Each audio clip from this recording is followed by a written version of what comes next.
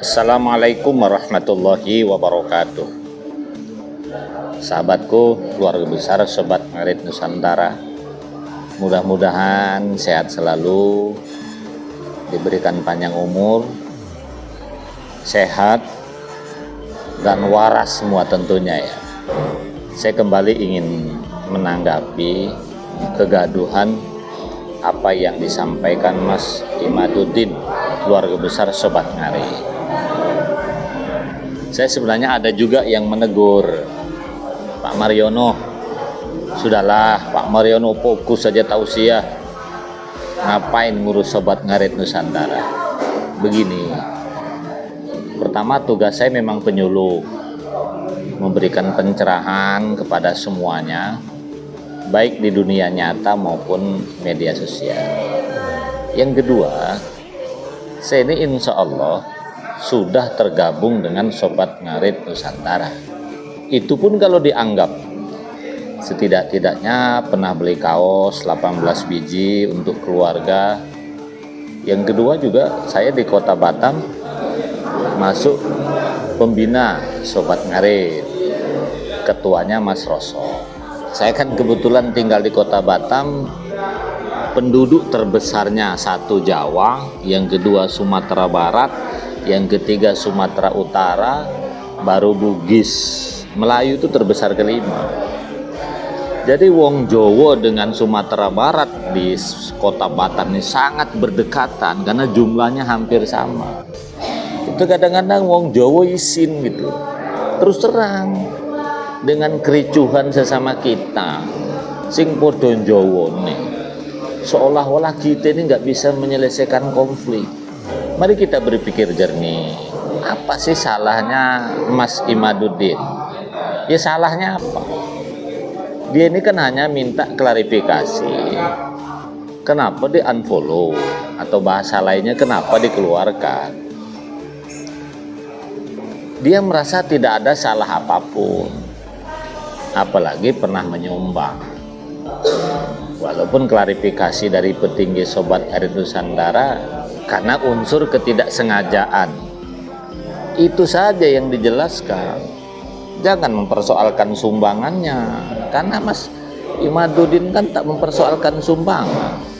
Mas Imaduddin diserang, dijatuhkan, dijelek-jelekkan, karena ternyata Mas Imaduddin juga katanya akan mengendorse produk-produk yang tidak ada di dalam Daily Wafa.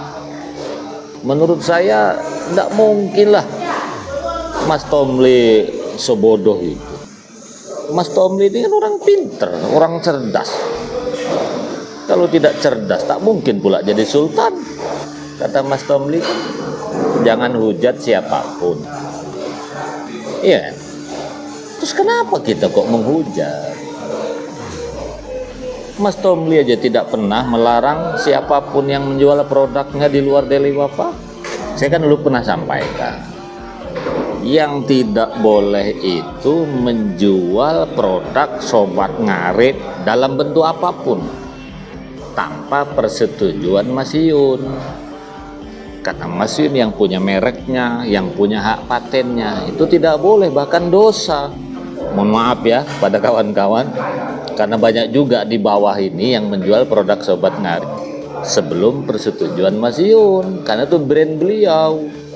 Kalau ada anggota Sobat Ngarit jualan sarung, jualan rokok, jualan apapun yang mereknya bukan Sobat Ngarit, ya silahkan sajalah. Hanya kadang-kadang saya sedih gitu ya, orang-orang yang berkualitas, orang-orang yang pinter, orang-orang yang mandiri, orang-orang yang bermerek, kok seolah-olah tak nyaman di Sobat Ngarit Nusantara nih.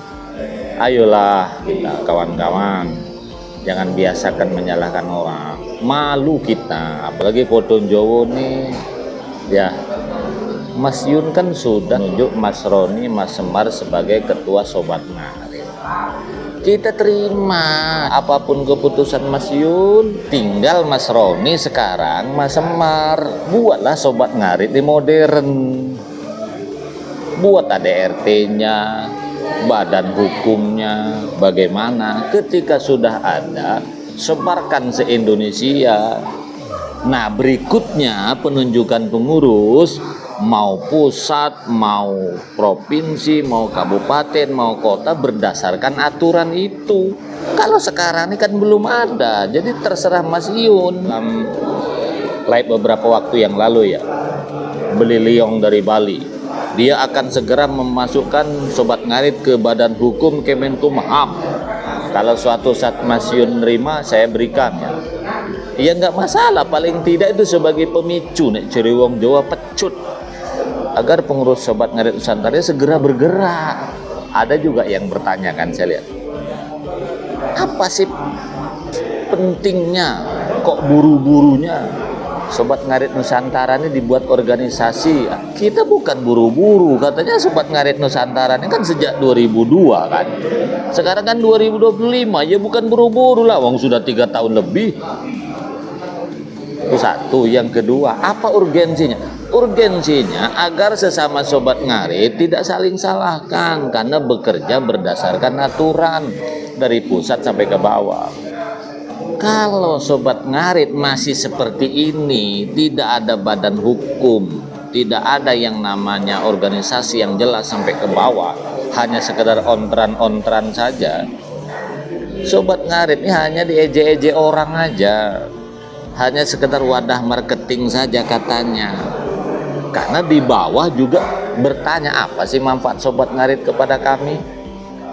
Selain marketing, selain kami sekedar persahabatan. Kalau Sobat Ngarit misalnya sudah ada organisasinya sampai di bawah, itu ada silaturahminya enak. Yang kedua, harapan saya kepada Mas Tomli, perintahkanlah Mas Roni itu dengan Mas Semar, dialah yang berbicara Sobat Ngarit. Harapan saya Mas Tomli ndak usah. Kalau Mas Tomli terlalu banyak bicara Sobat Ngarit, sebagai pejabat DPR-nya saya khawatir kurang baik lah, tidak baik lah. Karena anggota DPR tugasnya kan umum ya, bukan hanya Sobat Ngarit. Sobat Ngarit serahkan aja kepada Mas Roni. Arahkan Mas Roni, misalnya setiap minggu sekali buat akun khusus Sobat Ngarit, seminggu sekali ada live pembinaan dari Kementerian Pertanian tentang bagaimana penggemukan sapi, tentang bagaimana menghindari sapi dari penyakit, tentang bagaimana pemasaran sapi, pokoknya berkaitan persapian. Terus kemudian bagaimana cara mendapatkan bantuan UMKM mereka di bidang persapian, pemasarannya bagaimana. Mas Tomli ada kemampuan untuk itu. Kita tunggu dalam 3 bulan ini apa gerakan pusat. Apakah membiarkan Sobat Ngarit ini terus eker-ekeran, atau dibuat organisasi secara modern? Saran saya, kalau tak dibuat juga, enggak apa-apa di bawah membuat.